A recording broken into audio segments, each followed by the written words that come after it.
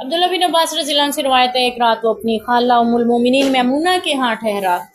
ہم نے یہ پہلے بھی پڑھی نا، چھوٹی سی عمر میں تھے اور اپنی خالہ کے گھر گئے تھے تاکہ نبی پاک کی رات کی عبادت دیکھ سکیں. جب رات کا کچھ حصہ گزرا تو نبی پاک بیدار ہوئے. آپ نے ایک لٹکی ہوئی مشک سے ہلکا سا، مشک جو ہوتی تھی پانی کی، ہلکا سا وضو فرمایا. اس سے یہ پتہ چلتا ہے کہ وضو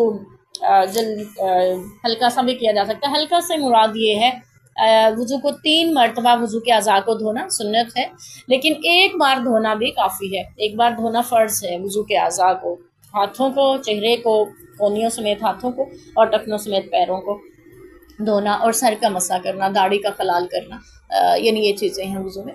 تو ہلکا سا وضو کرنے سے مراد یہ ہے کہ آپ نے ایک بار ہی دھویا یا صرف 2 بار.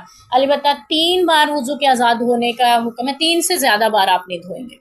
تو کبھی ہلکا وضو بھی آپ کر سکتے ہیں، جیسے آپ نے ابھی غسل کیا ہے اور آپ کا پورا بدن تر ہے، تو صرف آپ ایک بار میں بھی اگر وضو کے اعضاء دھو لیتے ہیں تو وضو ہو جاتا ہے. ٹھیک ہے، مشکل نہیں ہوتا. تو عام حالات میں جب آپ وضو کریں تو بہتر ہے آپ 3 مرتبہ ہی دھوئیں احتیاطاً، کیونکہ وضو کا اگر کوئی بھی حصہ اعضاء وضو سے خشک رہ گیا تو وضو نہیں ہوگا. جب وضو نہیں ہوگا تو نماز نہیں ہوگی، نماز نہیں ہوگی تو کوئی بھی یعنی یہ عبادت قابل قبول نہیں ہوگی. اس لیے وضو اچھی طرح کریں، جب بھی کریں اس میں اپنی کوہنیوں کا خاص خیال رکھیں، خشک نہ رہ جائیں، ٹخنوں کا خاص خیال رکھیں، ایڑیوں کا خاص خیال رکھیں. پیچھے ہم نے پڑھا تھا نا ویل للعقابین، کہ ایڑیاں خشک رکھنے والوں کے لیے ہلاکت ہے. تو اس لیے یعنی ہلکا وضو بھی کیا جا سکتا ہے، ہلکا پھلکا سا وضو بھی آپ کر سکتے ہیں. 1 بار یا 2 بار اعضائے وضو کو دھویا جا سکتا ہے، اور 3 بار، 3 سے زیادہ بار دھونے کی اجازت نہیں ہے.